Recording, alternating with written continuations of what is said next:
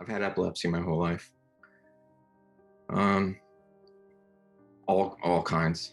Um, they seem to pick and choose as life goes. Um, I have had brain surgery for it. Um, I've had four implants um, for the epilepsy. I think a lot of people with disabilities would understand this as you need attention, but you don't always want attention. Um, and so when I needed it, I often didn't have it. And when I wanted it, I got it. Or didn't want it, rather, I got it. And um, it was like, I think that affects children who don't have disabilities and teens who want attention and another person gets it. And um, so, yeah, I think that was a struggle for me. It affected me socially. I think I had few friends. I mean, I am the kind of guy that has few friends. In the universities, it was um, the cerebral palsy and the seizures all combined makes it very complex to address all three issues. The seizures uh, were just something that I always dealt with. So that was the first thing that I usually made people aware of. And then the sight and the cerebral palsy were kind of like afterthought conditions, but also issues. I went to a year of art school in '99 and was on Topamax. Topamax was a disaster drug for me. I lost a lot of weight. It just affected my cognitive abilities, and it took several months to be weaned off of it and get back onto another drug.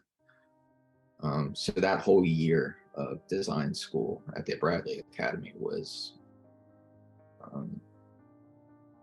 defined by Topamax. But I ended up getting off of that and went to Edinburgh University of Pennsylvania, which is a college specific for people with disabilities. And they offered a van service. They offered a time, like a special space for time when you need to test. And so I was offered a bunch of amenities through the Office of Disability Services. And they helped me. But, for 5 years, I seized in the snow. This was up in Erie. The vans would find me along the road. They would, come to class if I had an issue in class, drive me home. And I took the van with numerous other people with disabilities of varying types. And so for 5 years there, I ended up getting my English degree and my fine art degree. But it was a balancing act of integrating into a classroom people that didn't have any problems and having my own and learning to utilize the accommodations that they offered and get through based on that. Meanwhile, we were still adjusting medicines in between breaks. And so I had to, go through all those changes that medicine offers. I'm not able to drive. And it is a challenge. I I live alone, and I basically, when I want to get out and work during the day, do jobs, I walk to my nearest place. I walk everywhere, um, and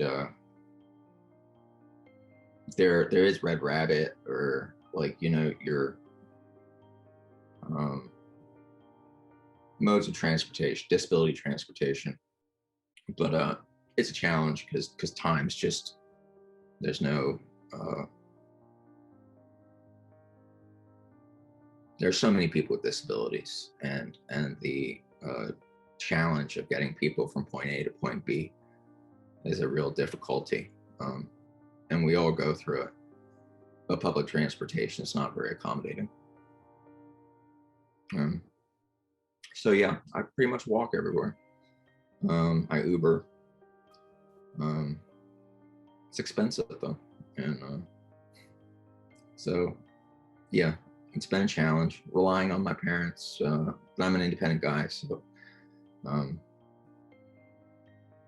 prefer not to do that if I don't have to. It's not easy to live alone with the condition. I mean, I have blackout moments, and I can be having a normal time watching television, and all of a sudden have a seizure, and I've awakened at Rutter's, miles away. I've awakened at churches and places that I've left and been locked out of my home. And cops found me, um, and they think that I'm drunk. They think like it's something else, and you have to hope that you're gonna get a merciful person, and who brings you back, or who unlocks your house or whatever. But those blackout moments are definitely scary, and it actually kind of hits you later. Like in the moment, you're so full of adrenaline and doing things that you would never do, not seizing. And then it kind of hits you later in the day, and it's like you're just bombarded with all of these images. When you seize out in public, I've fallen and hit my head at just about every restaurant and building you could think of around here, and they all know me. And